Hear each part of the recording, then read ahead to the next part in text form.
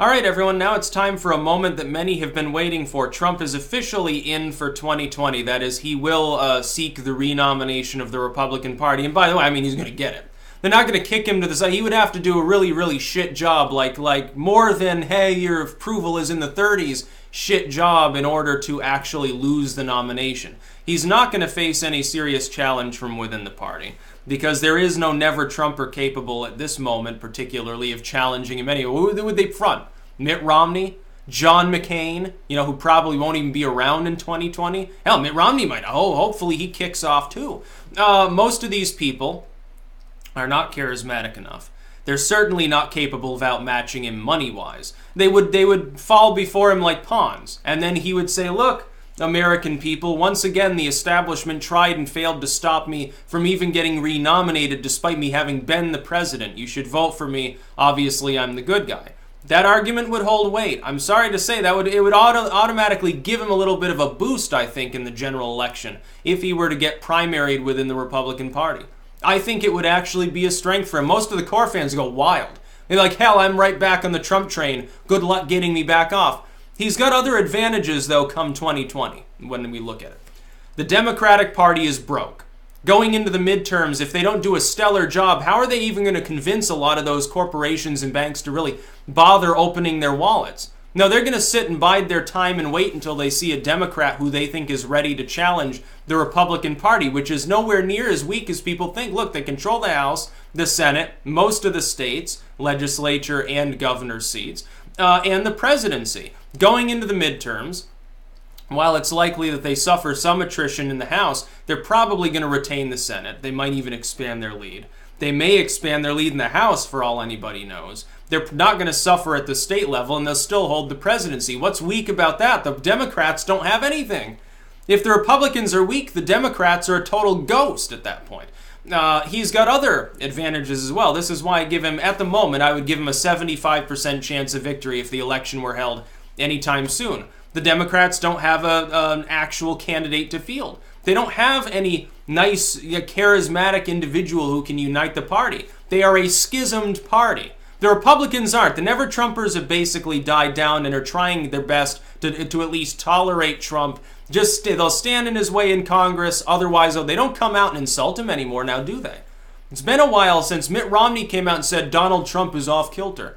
No, you got like a rogue, like maybe a Kasich, that'll come out and say, well, that was rather mean-spirited. You said that to migrants, Trump, or something. But nobody cares about that. He probably won't even survive in the election. So you got a situation where the opponent's party, they're broke. They have no clear leader. The leadership structure they do have is largely absent any planning. They don't really have a unified party or a platform at this point. The Republicans, meanwhile, are awash in money, and Trump is, he's not exactly broke himself. If there was ever a fundraising problem anywhere in the party, I think he could probably take care of it fairly easily. Where's the disadvantage for the Republicans? Where's Trump's disadvantage? The economy is improving. It's giving him more power in the Rust Belt than he had during the election. His approval's ticking up. The GOP's approval is ticking up. They're winning now on the generic ballot. I don't see any disadvantage for Trump unless he suffers from a major scandal. And I don't mean the Mueller thing. It has been politicized. If you're a Democrat, you probably think that Trump is the Antichrist. You think that he's a Russian pawn. If you're a Republican, you probably think that Mueller is a deep state agent. If you're somewhere in the middle, you probably don't care that much about it anymore. It's boring because he's obviously not going to get indicted. He's not going to get the Democrats' dream of getting rid of Trump outside of the ballot box is dead. That was their chance. Their chance to stop Trump was through the Mueller probe. Mueller didn't find anything. Trump is going to have a field day probably after midterms once Mueller has to come out and say, hey, we found no evidence of wrongdoing. He's going to have a field day. He's going to go into 2020 soaring on a high economy, higher wages, good jobs reports, and the fact that generally with foreign policy, at this point, centrist Americans, I think, are beginning to really shun the concept that we have to work nicely with the European Union, which was a big thing at first. It was like, well, he's pissing off our allies. Yeah, well, allies don't constantly stab you in the back. By the way, just as a quick aside, I wonder if anyone remembers the time Merkel was mad at Obama for spying on her personal cell phone. Oh, that wasn't a major scandal. That didn't piss off one of our allies, so-called. Meanwhile, a report comes out, I think the other day, it was in German, so I don't speak German, so I can't vouch for the content, but it appeared to indicate that most of the German military was so ill-equipped that most of their machines weren't even functional. Like, they're not even capable of functioning. They've got no operative submarine, apparently, so it's going to be problematic, when the Third World War hits. When Merkel goes, Fourth Reich mode, it's going to take some planning. So you might want to hold off and reindustrialize your military. It might be a thing you need to do first. Donald Trump, going into the next election, would be a very strong candidate. People can say, well, he's pudgy. He said grab her by the pussy. He said unkind things. He's brash. No shit, it's Donald Trump. Nobody's surprised. You can clutch your pearls, be a moralist, and act like you're offended. Most of the Democrats are not really offended. They're just keeping up with the Joneses. The problem with that is that they've already hit peak outrage.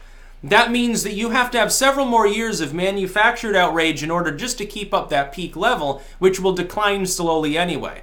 I'm telling you, there are a lot of blue union voters who will vote Republican in the midterms because of the Trump economy. Trump is saving the Republican Party. His populist message is one that most Americans agree with. His low tax message is something that even if you don't agree with it, you still appreciate the extra money. At least it's a break-even point. Oddly enough, the higher echelons of wealth get less of a tax break. People at the lower end, like me, looking at it, save thousands of dollars. Thanks, Trump. That's really nice. Yeah, that makes me more likely to vote for him. I'm sorry. It boils down to it's the money, stupid. Yeah, that's the way a lot of people function. Why the hell would I want to pay more when the government just uses it to bomb small children in Yemen anyway? I'm not going to voluntarily pony up more money. No, screw yourselves. As little as I can pay him as possible is perfect. I'd rather I'd rather buy something that I need than buy something Uncle Sam thinks that it needs. 99% of the time it doesn't actually need it. The wall is a good idea. It's a winning strategy. Phase 1's already drawing to a close. Phase 2 begins now.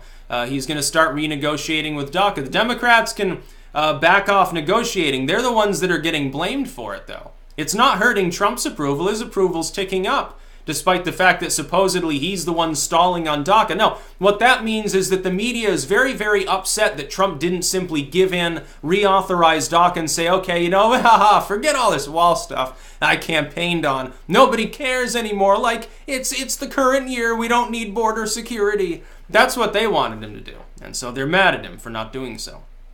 Trump, by the way, is maintaining his decent level of approval despite the fact that he's openly antagonistic towards the entire media complex. Showing again, by the way, by 2020, the cable news and terrestrial radio media will have less power than it has today. At the rate that they're in decline, millions and millions of Americans will have turned them off by then.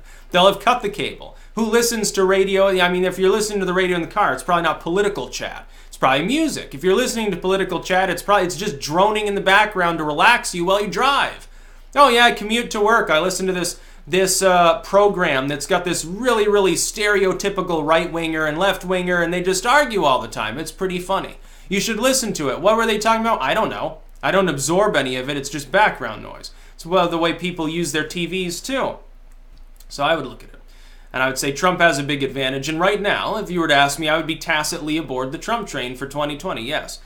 Despite the fact that he's got several strikes against him on the Syrian attack on the airbase and also on guns. So far, the benefit outweighs the cons. He might get stopped by the NRA on gun control anyway, so it might not even be an issue. He hasn't made further overtures in Syria, although we've got that North Korea chemical weapons report, which, by the way, is probably bullshit. He hasn't done anything to lose my vote. He has, however, given me free money and improved the overall economy of the United States, which is good. When I'm marketing books, people have to have money to buy my books. In a roundabout way, having a good economy in general, even if it doesn't directly affect me, I don't have stocks or anything, yeah, it helps, because then other people are more confident. Maybe they're investing more. They're buying more, leisure items, like a book. Buy my books. It's great. Maybe have more money to do that now. Give me your tax returns in the form of book proceeds. I'm just joking, but you understand what I mean. I would give him a 75% chance of victory, and it might go up. If the economy keeps improving, if the economy keeps improving at this clip, he wins Pennsylvania again. He wins Michigan again. He probably grabs Wisconsin again. Where are the Democrats exactly going to stop him? Are you going to try to retake Florida? I don't know that that's going to happen either. Are you going to go after the Mid-Atlantic? Oh yeah, we can win North Carolina again this time. Sorry we insult all the American voters, but these wedge issues are really great stuff. By the way, you're probably not even going to have a female candidate to lord the glass ceiling argument over people. That's going to be really funny. Trust me, the Democrats will manage to alienate either the Rust Belt working class Democratic voters or the far left. They will alienate one of the two. The party will be more schismatic. They will probably still be broke at the time. They're not raising any money. It doesn't make any sense. Trump's already out there, getting proceeds. He's still selling his MAGA hats and stuff. Small amounts over time are going to add up. He's got several $100 million in his war chest already. How the fuck are the Democrats supposed to overcome? He's going to take all that money, by the way, probably spend it all in the midterms, buffing up candidates who promised to give him maybe a vote on the wall or something. He'll say, oh, kiss my ring, and you can have all the money you want. I'm Donald Trump. It's a winning strategy. It'll work. He can do that. Yeah, he's running in 2020, and he'll probably get my vote. Look, there are things that can change it. He fucks up badly. The Democratic candidate isn't shitty, which, I think this is the least likely of all opportunities for me to change my vote. A strong and good libertarian candidate, aka not Gary Johnson, maybe an Austin Peterson or something. Someone who's actually a libertarian, I could vote for them, absolutely. Some independent candidate.